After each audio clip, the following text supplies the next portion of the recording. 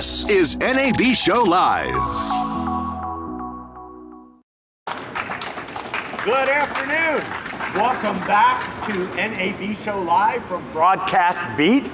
We are at the 2019 NAB Show. The floor has been packed, all three halls have been packed, and today, this second part of the segment, we're going to be talking about advertising, ad tech, retail, and the changes that are going on brought about by 360. So I have three great folks with me today, all of whom I know, all of whom I rely on for guidance and advice. First, Liz Heller, managing partner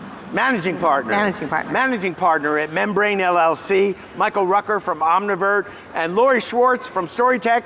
Now, we're Storytech Immersive. Lori and I were partners together, and Lori said, you should start Storytech Immersive since you want to do immersive entertainment and just break off. And so that's what we did. We had a very pleasant divorce. We're still friends. We still speak. Lori got custody of most of the technology that we had at the time and the website, and we still share the trademark. And my daughter. Oh, that wasn't that husband. She wasn't mine. But, oh, that's right. Okay. Happy to babysit, but not mine. So Liz, can you tell us a little bit about Membrain LLC? Because a lot of the clients that I'm working with are now because of you guys, and you tend to look at these up and coming companies who are defining the future experience. So can you talk a little bit about Membrain? Well, try to do this as quickly as I can. I think essentially we like to work toward bringing great ideas to life.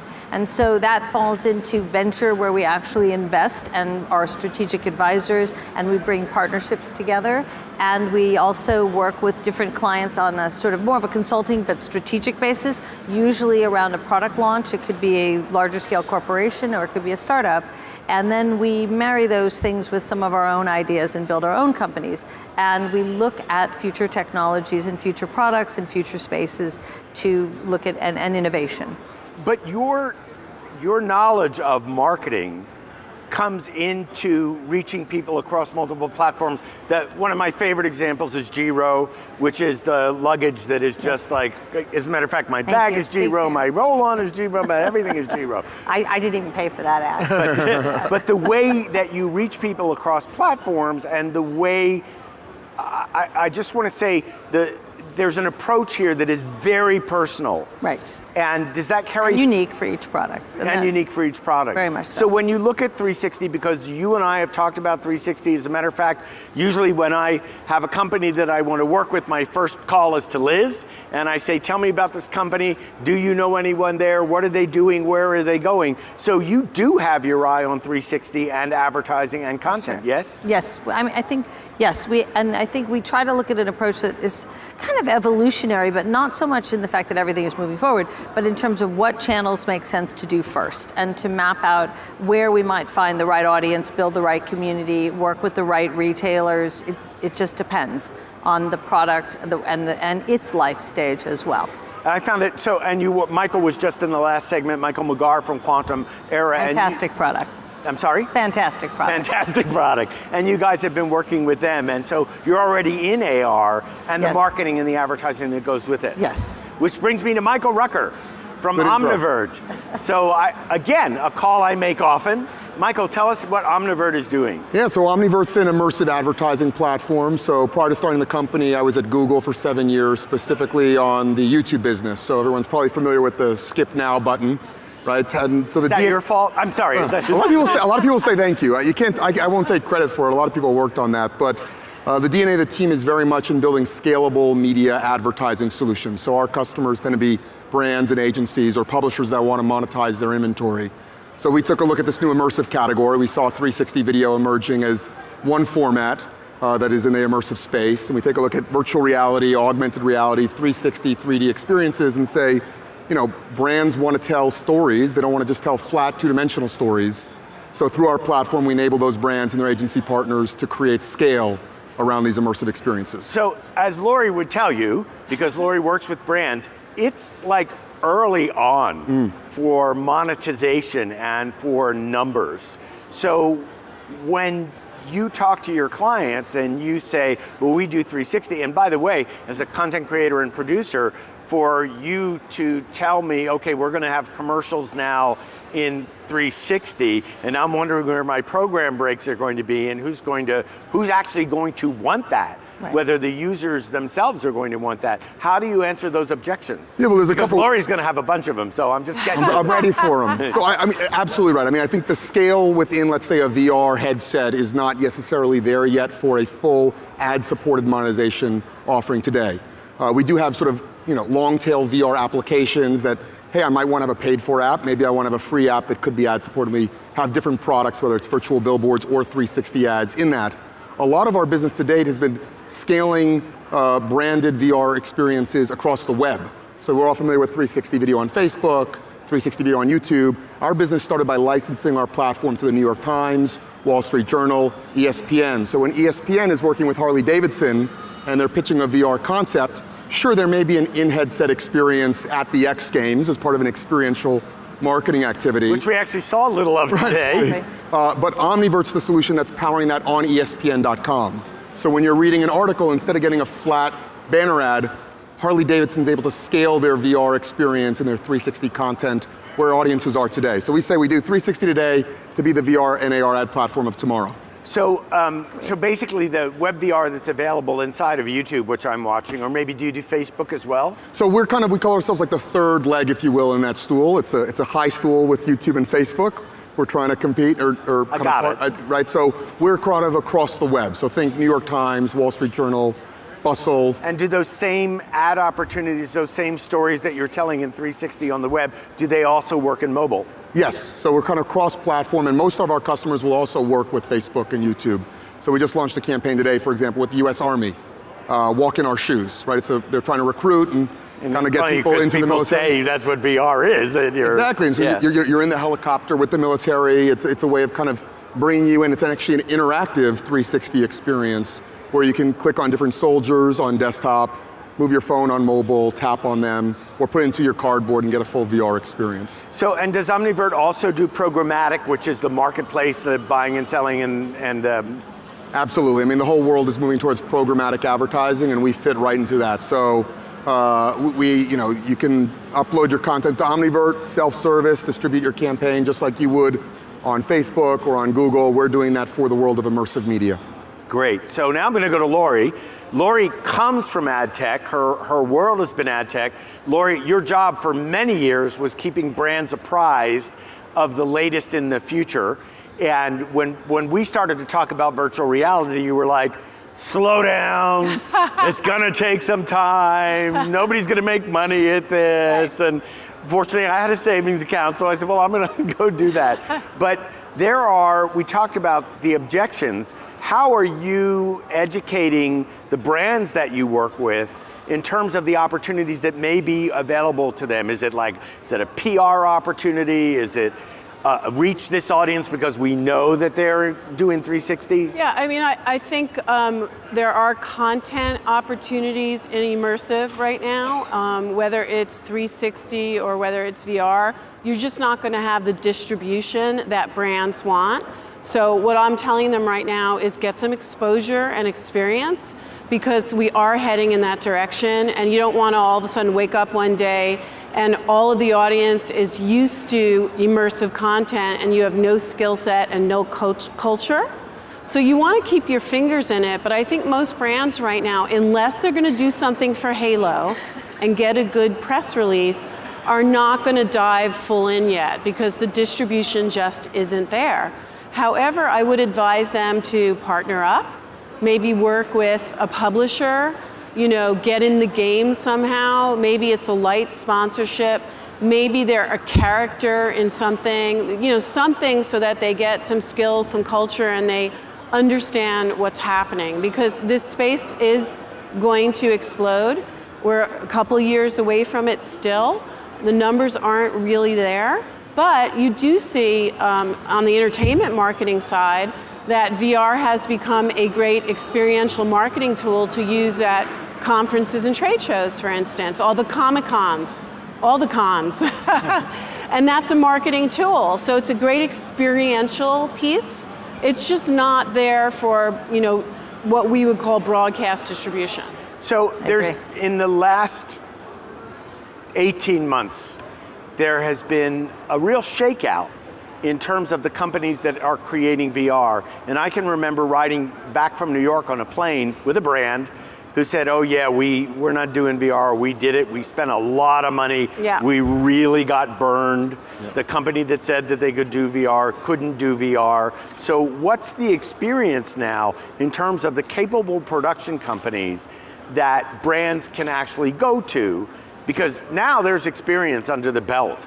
And you know what companies are innovating. We've had a lot of them on the stage over the last 2 days. So has it been your experience now that they're gun shy from the past? Or I just don't think that they're going to spend money to reach a broad audience. But if you have a niche audience, maybe a niche product, maybe you want to go down the funnel and you want to reach gamers and folks that do have headsets or early adopters, then you're going to maybe play in that space. And what I've noticed also with brands and media companies and content companies in general is that it's not so much the company that they're partnering with, but they're going to creatives that they trust. So it doesn't matter what company that person is at. If they have faith in a person, they're going to go with that person. And that person can move around or be at different companies. Just like you know this, like theatrical directors are being pulled into VR all over the place as that line between live theater and VR merges. So talent is going to follow talent. And so I don't think it's about this company did this great VR thing. I think it's going to be humans. Yeah, I absolutely think you're right. It's borne out in our side of the business because having worked with PBS, because they knew who we were, they knew what we'd done traditionally. Showtime, they knew who we were, they knew, and those products that were created actually created this level of trust. Yeah. So I totally agree. And you want also, frankly, someone who's going to be transparent with you, because the software changes in the middle of productions all the time. And so then all of a sudden you have to... Well, we're also hacking. Yeah. We're inventing, and I think much to Don Wilcox's credit, thank God, he was the one who said, okay, well, we're going to trust you completely with this. You know, we're not going to... Basically, they didn't interfere. They trusted us to do the job. I want to talk about live for a second because we had a panel earlier, and you know, Liz, you were the ones who connected us to Live by Live. Thank you very much. They already had a live streaming business. Live streaming is alive and well, and now live streaming in 360, whether it's especially, I just want to say for esports, getting a new spectator experience for esports, music festivals. Where is the opportunity for brands and advertisers in 360? It's almost like IP that already exists. For example, with Samsung, we did Rolling Loud, which is the festival, hip hop festival here in LA. It's in Miami. So existing IP. Where is the opportunity for advertisers who are going to play with existing IP, whether it's in cinematic or brands, or music or esports, and how will advertising be integrated? Because there needs to be business models in live right now besides subscriptions. So anybody. I just think you have to step back because you're mushing a lot of trends together. So I think, and that's so like you. No, just kidding. Wow, zing. It wasn't that good of a divorce. Exactly. I think yes, but I'm making money. So. That's right. I think live is important. I think live is huge. I think brands should be diving into live because live creates participation, live invites the audience, live gets fans, and live has more viewership engagement than straight video. Then you add in the 360 if there's an opportunity for that, if it makes sense for the piece of content, if it's all there. But live is the first choice, and then how that live happens is another level. Well, and people are really working diligently right now to redefine what a VR experience is or a 360 experience in live. Because it has to be, one, if it's in headset, it has to be super compelling, because why would you go into the headset? So what is the incremental offering, especially in esports, and a esports spectator experience? Yeah. So there's that. But the opportunity for advertising is sitting there for brands to get involved, but there's it's not there yet. It's not. Well, I think there's a couple things to challenge. If I just jump in just on the advertising piece, which is, so one, I agree, which is like, is live 360 the right medium for the experience? So for me, what got me into VR was actually being on stage with Paul McCartney and being like, wow, this is so amazing. This is 10 times better, right? 10 times better. And now it's even 100 times better than it was then. Right, but that was kind of a cool thing. I was sort of on stage. Did you know he was in the band before Wings? There was another band. I didn't know that. Okay. Yeah, but what I've seen in terms of a lot of live 360 experiences, like, oh, let me just stick a camera here, and it's like, well, you're actually kind of isolated. You don't get all the benefits of the high-end production that you see here, lights, zoom in, cut to the bassist. How do I kind of... That is actually happening now. So that's amazing. And okay, we can great. show you with the content from Live by Live. It's actually happening. It's giving people experience. You're using Voices technology, which also can integrate advertising into the sphere. So you're using multiple views and giving people a reason to be in the headset. We talked earlier about call and response, where the audience in hip hop is just surging forward and surging backward and giving you the experience of being in that concert. Which is amazing, and then the question becomes the scale. Making you nauseous. The scale comment, which is so, I take a look at a company that I think has been very exciting in the live space, not music, but around sports, not esports, but someone like Next VR. Once again, 10 times better experience. Obviously, I want to sit courtside watching the basketball game. If I am a sponsor of the NBA, if I'm already spending money on TV, sure, this is a cool innovation thing for me to get on board with. And yet, that experience, and I love NextVR and I love their innovation, but yet that experience does not carry the weight to keep you in the headset. So it's now this opportunity to redefine. We've got a couple minutes left. I've been asking this question, where do you think we're going to be with advertising in immersive advertising in a year? Quickly. I don't actually think we'll be that much further along. I just don't. I think the headsets have to get distribution before the money will flow. Ever the optimist. Michael, So your business is based on My this. business is based on it, but I agree, I have a fundamental agreement here. The difference is that I think that the web will become more immersive, and we won't have this issue of needing to download an AR app, needing to download a VR app, needing to have a headset.